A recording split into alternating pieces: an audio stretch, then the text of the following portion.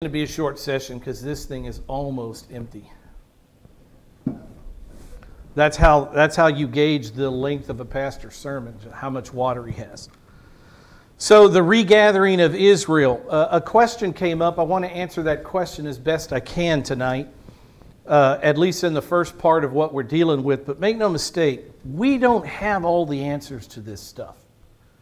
We can't, like you go out on the wall out there and you'll see the dispensational chart, and you can start with creation and the fall and the flood, the call of Abraham, the tower. We can see those things very clearly in the Bible. These end times prophecies are, they're not clear like water is, they're clear like mud is. They're clear enough to where we can grab a hold of the skeletal form of what's coming, but the details of what's coming are not as clear. I'll give you an example of that. When you get into the book of Revelation and you start talking about the seal judgments, the trumpet judgments, the bowl judgments, you could talk to 10 theologians that have lots of letters behind their name, you know, THM and all the rest of it.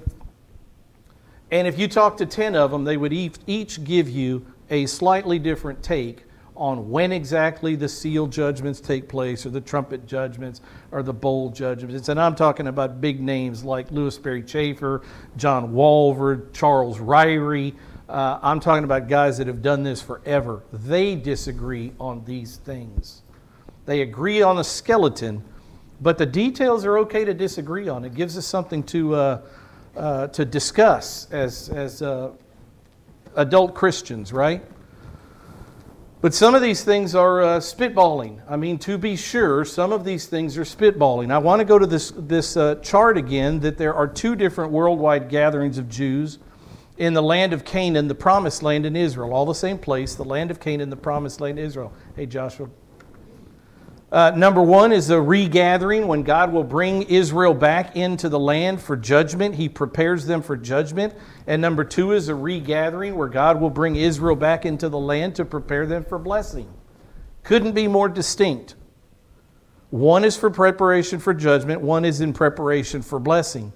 I'm telling you that I believe that it's indisputable that the current regathering in Israel, that Israel since 1948 in the land, I believe it's indisputable that this is the first regathering. A question came up concerning the remnant, this question of the remnant. In Isaiah chapter 11, verse 11, it very clearly says that God will regather a second time the remnant. When you hear this Hebrew word remnant in the Bible, it talks about believing Israel. Believing Israel are known as the remnant. We talk about the remnant in the days of the book of Judges, the remnant being Ruth and Boaz and their families, Naomi, this great remnant of believers. Boaz, certainly. So at the times when Israel's in disobedience, there's always that obedient few. And in the Old Testament, they are called the remnant. So we've talked at length about the regathering in Israel and unbelief. We've been doing this for a couple of sessions now in preparation for judgment. We've gone over a lot of verses. How long? Listen, this regathering, if it is happening now, and I think it is, this is my opinion as the pastor of this church. You don't have to agree with it. This is my opinion. But if the regathering is occurring right now, and I believe it is, then God is going to separate into two groups the regathered Jews. There's going to be the rebels that are regathered and not allowed to enter the land. And then there's going to be the group of people that God knows will believe after He refines them.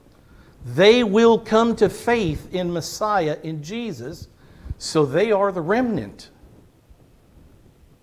They will become the remnant. God knows what we don't, and God will regather them and separate them. Look what it says here.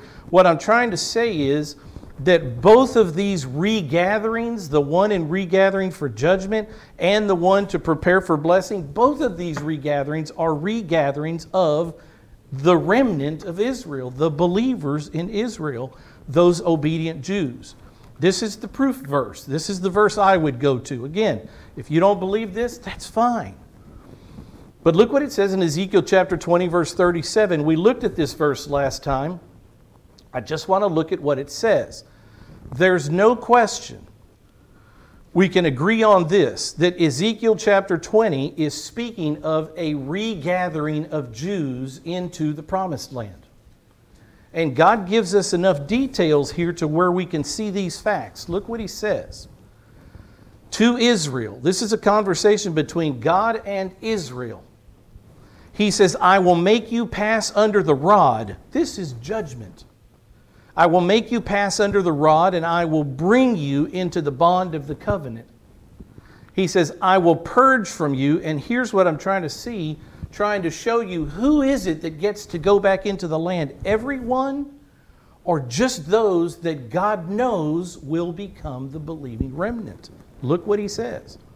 I'll purge from you the rebels and those who transgress against me. So there are two groups that he's going to bring out of these countries. The rebels are one of these groups.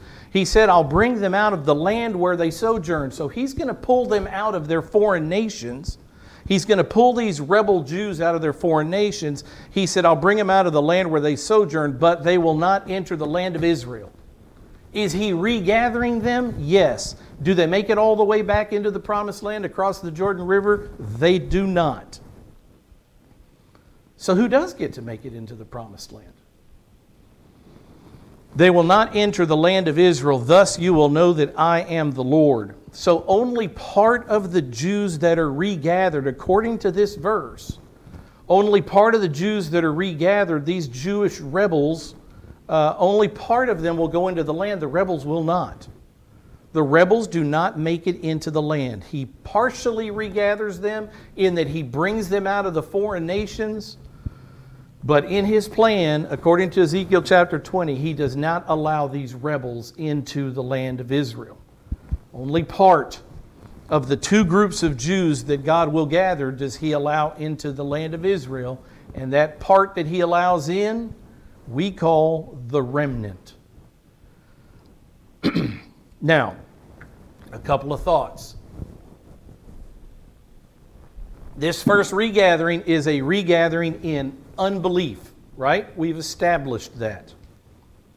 So how is it that, Rick, you can call this group the remnant even though they are in unbelief right now when God gathers them into the land?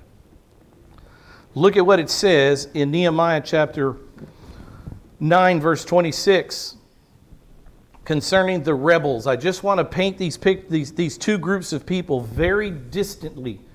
They're distinct from one another. They're not the same. They're all Jews, they're all Hebrews, but they are not the same type of people. One group of them will never come to faith in Jesus Christ, and God knows it. And one group of them will come to faith in Jesus Christ after the tribulation, many during the tribulation, and they're martyred.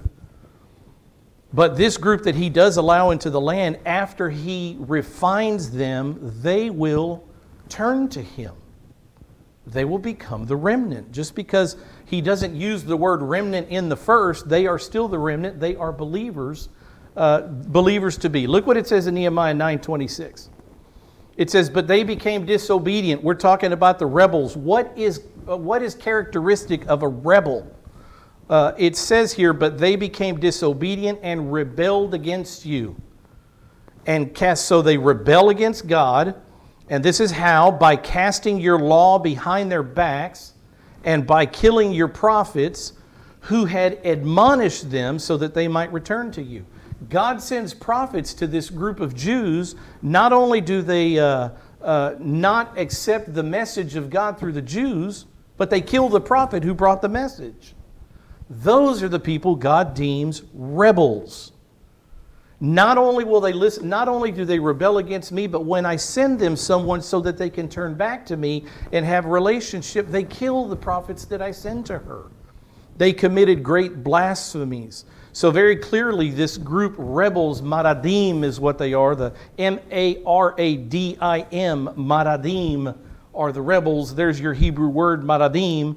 And the rebels are people who rebel against authority. Here, they rebel against God's authority. They rebel against His authority, against His plan, against His prophets.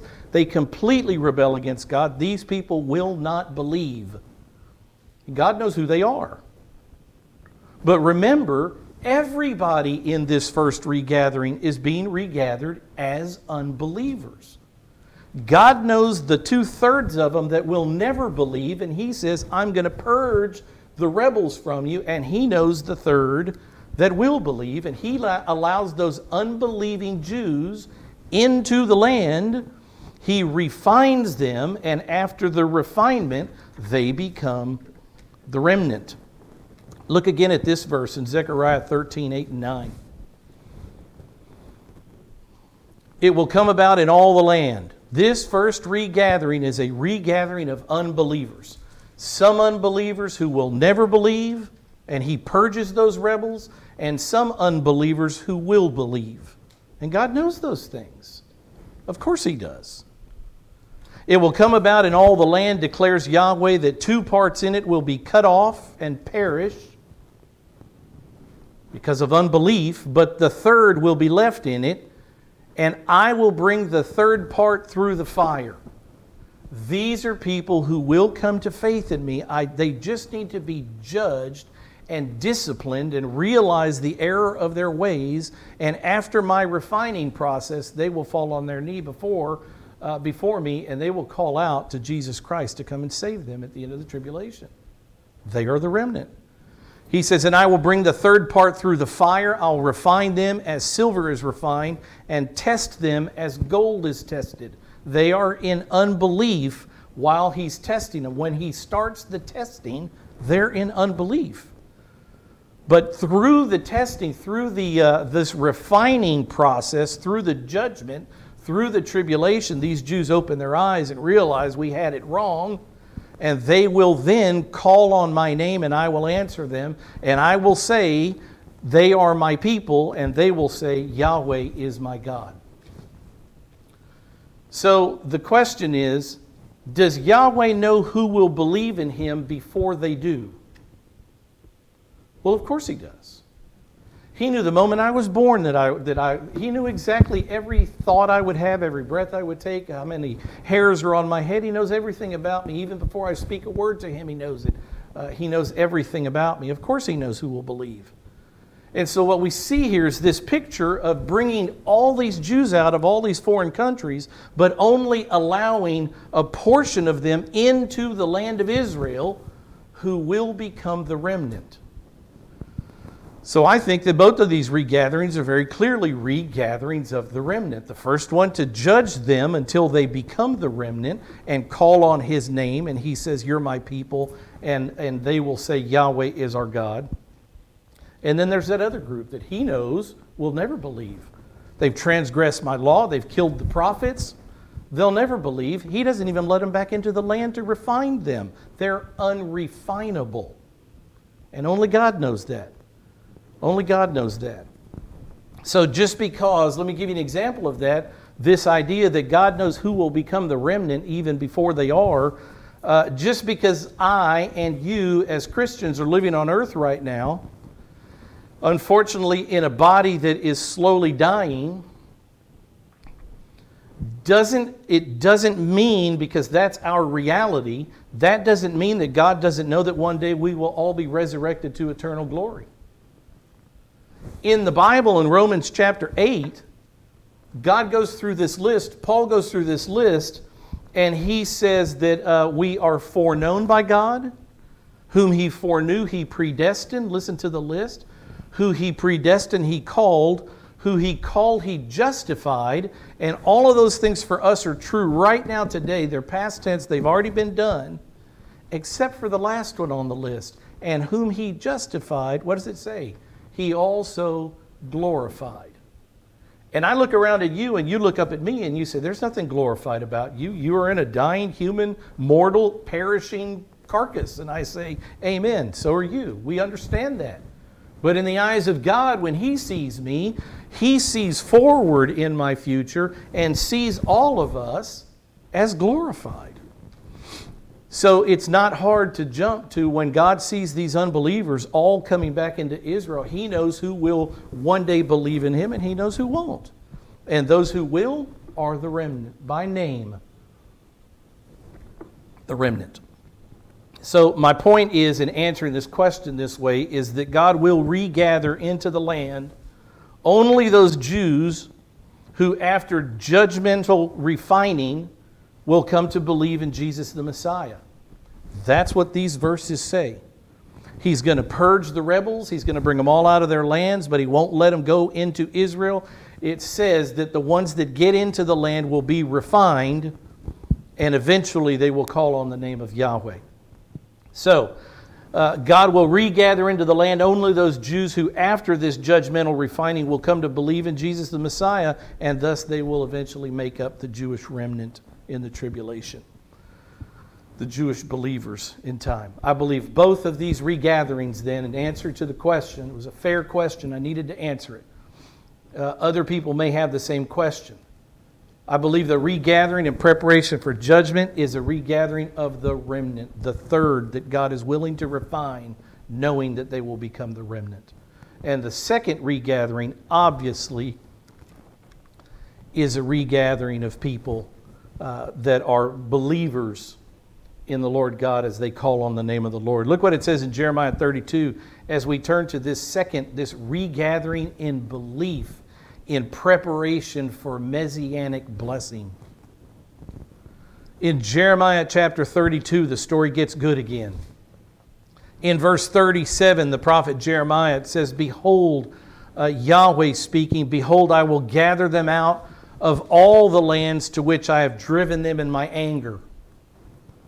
He drove them there in His anger. He's not saying, I'm going to bring them back in my anger. That's the first regathering. This is the second. I drove them out in my anger. I'm bringing them back for a blessing. I'll gather them out of all the lands to which I've driven them in my anger, in my wrath, and in great indignation. He says, and I will bring them back to this place and make them dwell in safety. They shall be my people after refinement. They shall be my people, and I will be their God. Let me ask you something. Right now in Israel, is this a true statement? I will bring them back to this place and make them dwell in safety. Obviously not a true statement. We see rockets, we see the news, we see rockets being fired on Israel from Gaza, which is exactly what this is. This prophecy right here in Jeremiah 32 has not come to fruition. It's a future event. I believe the first regathering is taking place as we speak. It's been a 75-year-long process. Only God knows how much longer it will take. But this second regathering is a future event, and it's going to be a glorious event, but that's not the scene right now in Israel. It has to be a future event because once it occurs, the people will live in peace forever. They will call Yahweh their God. Yahweh will call them their people. His people. The wolf will lay with the lamb. All those prophecies about beat your swords into pruning hooks and your spears into whatever. All the Isaiah 2:4 prophecies will come true in that time. That's simply not the truth in Israel right now. They are not living in safety today. He says, I will gather them out of all the lands. I will bring them back to this place. I'll make them dwell in safety. They shall be my people, and I will be their God. Look at what it says in this verse. Ezekiel chapter 36, verse 24. I'll take you from the nations. The second regathering. I'll take you from the nations. I'll gather you from all the lands and bring you into your own land. So no more of this living in foreign nations. A Jew will live on Jewish property in the land of Canaan. I'll bring you into your own land, and then I will sprinkle clean water on you, and you will be clean. And I will cleanse you from all your filthiness and from all your idols. You can write this verse down. In Numbers chapter 32 is where God speaks about sprinkling with clean water.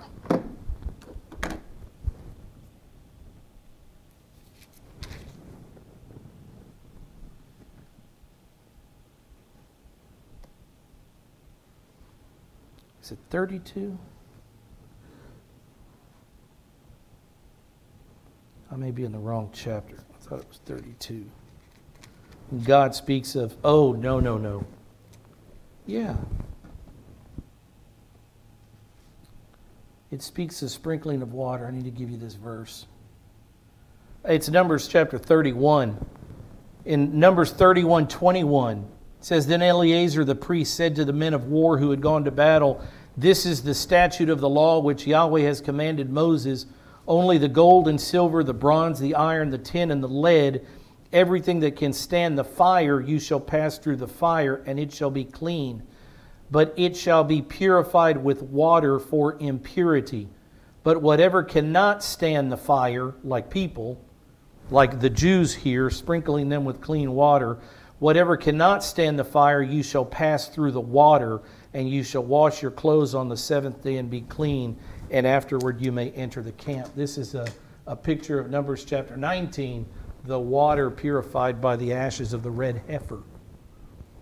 So this is a push forward to red heifer water, this sprinkling clean water on you, and you will be clean.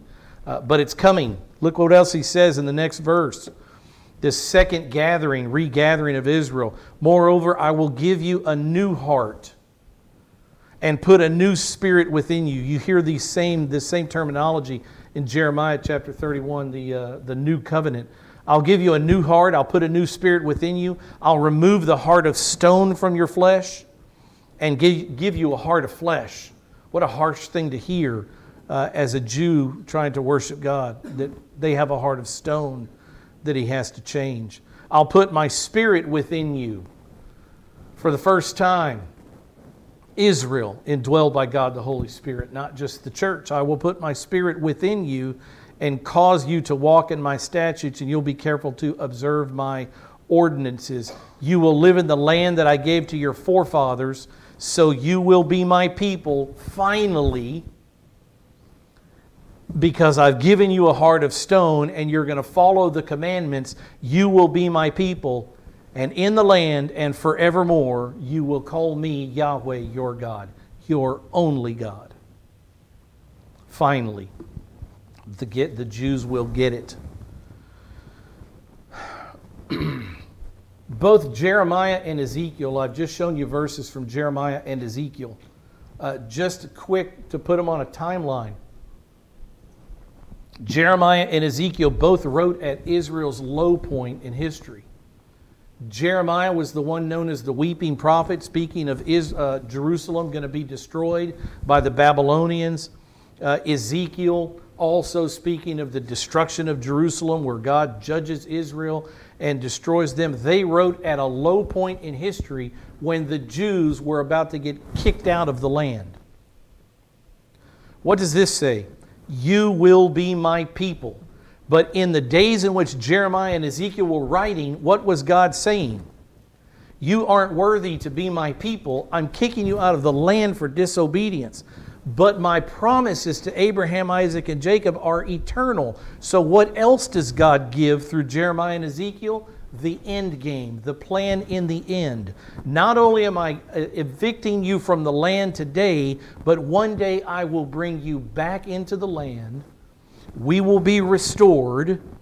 Ezekiel chapter 37, the dry bones, Judah and Israel will come back together as one nation, and all of that image of the dry bones turning into a healthy person again. Israel will live again. He gives that message at the low point in Israel's history.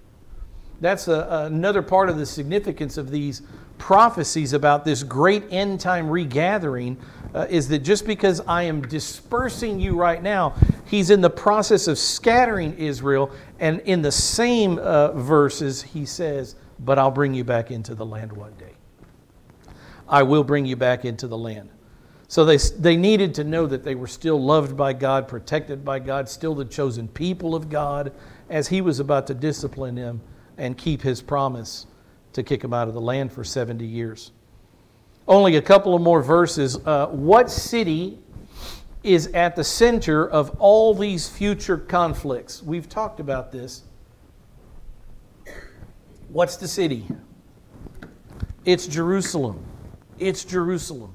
So much of the prophetic second coming of Jesus Christ centers around, focuses on Jerusalem, the Mount of Olives, the Temple Mount, the East Gate, all of these things. In Zechariah 12, verse 8 and 9, it says, "In that day the Lord will defend the inhabitants of Jerusalem." Where's His focus going to be? It's not in Shechem, it's not in Beersheba, it's not in Dan, it's not in the Galilee, it's in Jerusalem where the Temple Mount is. In that day, Yahweh will defend the inhabitants of Jerusalem. And the one who is feeble among them in that day will be like David. Even the weak will be like the strong King David leading in battle. And the house of David, those that are royal, will be like God, like the angel of the Lord before them. He's talking about fierceness here. And in that day, I will set about to destroy all the nations that come against Jerusalem. If we read a history of Jerusalem, and we won't, but if we read a history of the city of Jerusalem, there can't be any other city on earth that's been fought over more than this place. I mean, empire after empire has fought to own Jerusalem, to control Jerusalem. Nation after nation after empires have fought to own Jerusalem, to control Jerusalem. But God controls Jerusalem. It's His land. It's where He chose to dwell among Israel. It's where Jesus Christ will rule from in the future in the city of Jerusalem for 1,000 years. We're going to close with this little quote. In the 17th century, which is the 1600s, two people were in conversation. King Louis XIV of France, King of France, and a Christian philosopher by the name of Blaise Pascal. They were having conversation about Israel and the Jews. And the King of France asked one question. You'll know the answer. The king asked him, 500 years ago, "Give me proof that God exists." Prove it. What was the answer? Pascal answered very simply, "Why, the Jews, Your Majesty, the Jews." Because there's never been a time on this earth when there wasn't some satanically driven nation, force, man, somebody, just like there is today, that wanted the Jews destroyed and wiped off the planet. There has never been a season where Israel wasn't hated. And so the proof that God exists is that the Jews, these little bitty people on this postcard of a nation, this tiny little thing in all the world, that nobody can wipe them off this planet. If there is no God, the Jews would have been killed thousands of years ago. But because there is a God and the Jews are His people, they will always exist. No one can wipe the Jews off the earth. So his statement, his answer to the great King Louis XIV was, "You want proof that God exists? One word. Israel." Simple. Israel. Let's close in prayer. Father,